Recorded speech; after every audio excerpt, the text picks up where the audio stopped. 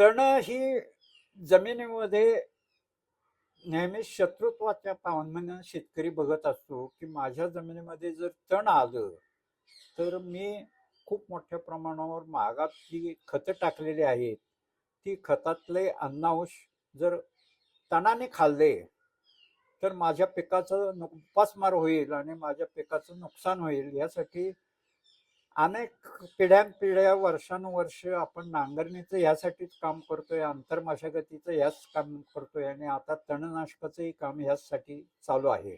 तर तण कडं शत्रुत्वाच्या भावनेनंच आजपर्यंत बघत आलो आणि त्याच्यामुळे तणमुक्त शेतीचा सगळीकडे प्रचार चालू आहे आणि शेतकऱ्याची भावना अशीच आहे की माझ्या रानामध्ये तण अजिबात मोड दिसला नाही पाहिजे, तणमुक्त शेती असली पाहिजे. पण ह्या तणाविषयी आम्ही ज्या वेळेला जास्ती अभ्यास केला त्यावेळेला असं लक्षात आलं की तणाकडे शत्रुत्वाच्या भावनेनं न बघता हे विधात्यानं तण जे आपल्याला दिलंय ते काहीतरी तुमच्या फायद्यासाठी दिलं असावं.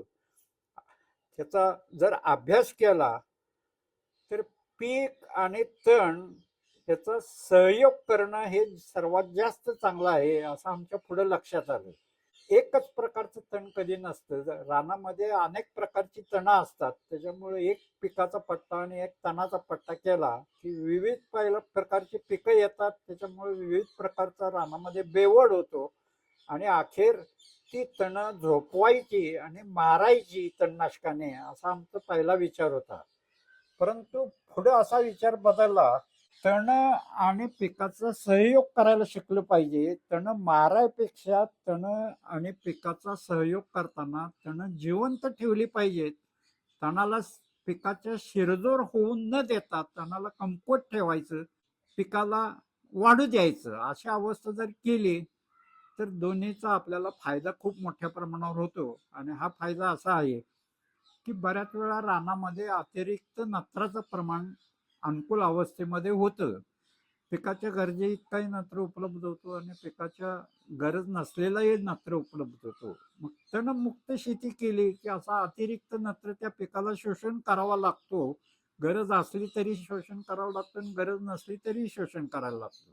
आता अतिरिक्त नत्र जर पिकाने शोषण केला तर त्याच्या पानामध्ये नत्राची टक्केवारी वाढते आणि हे अतिरिक्त नत्रामुळे आपोआप कीड आणि रोग त्याच्याकडे आकर्षित होतात. मग कीड आणि रोग आले की आपण औषध मारायचं काम करतो. पण हे कीड आणि रोग का आले याचा कधी विचार करत नाही. कीड आणि रोग येण्याचं प्रमुख कारण आहे की पानामध्ये नत्राची टक्केवारी जास्त असणं. आता त्या पिकाच्या जोडीला कमकुवत थोडी का होईना तण जर वाढून दिली आपण तर हा अतिरिक्त नत्र ती तण खातात, पिकाचं संतुलित पोषण होतं आणि रोग आणि कीड कमी येते. आता पिकाला कमकुवत ठेवायसाठी तणनाशकाने तण न मारता साधारण ब्रश कटर सारख्या अवजारानं आपण ही तण कापून टाकायची, परंतु त्याला पूर्णपणे मारून टाकायचं नाही. त्याला आम्ही तण नियंत्रण म्हणायच्या ऐवजी तण व्यवस्थापन म्हणतो. तण नियंत्रणाकडून चालू परिस्थितीमध्ये आपल्याला तण व्यवस्थापनाकडे जाण्याची गरज आहे. तण व्यवस्थापनाचे भरपूर फायदे आहेत. त्या तणाचं खत रानाला झालं पाहिजे, त्याच्यामुळे रोग कीड नियंत्रण झालं पाहिजे, त्याच्यामुळे वेगवेगळे फेरपालट झाले पाहिजेत, विविध प्रकारच्या वनस्पतीपासून रानाला खत मिळालं पाहिजे आणि तणाच्या आच्छादनामुळे जमिनीचं जलधारण म्हणजे जलसंवर्धन हे होतं. त्यानंतर तणाचा पट्टा मध्ये असला की निचरा शक्ती जमिनीची चांगली तयार होते. त्या तणाला मुळाला धरून पाणी खाली उतरतं. मग त्यामुळे जमिनीतले बरेचसेच प्रश्न या तणामुळे हलके होतात. परंतु आपण पीक आणि तण याचा सहयोग करायला केव्हा शिकू त्यावेळेलाच हे सगळं साध्य होणार आहे. मी फक्त तोंडानं सांगून ही गोष्ट लक्षात येणार नाही. शेतकऱ्याने याबाबत आपल्या शेतामध्ये प्रयोग करावेत.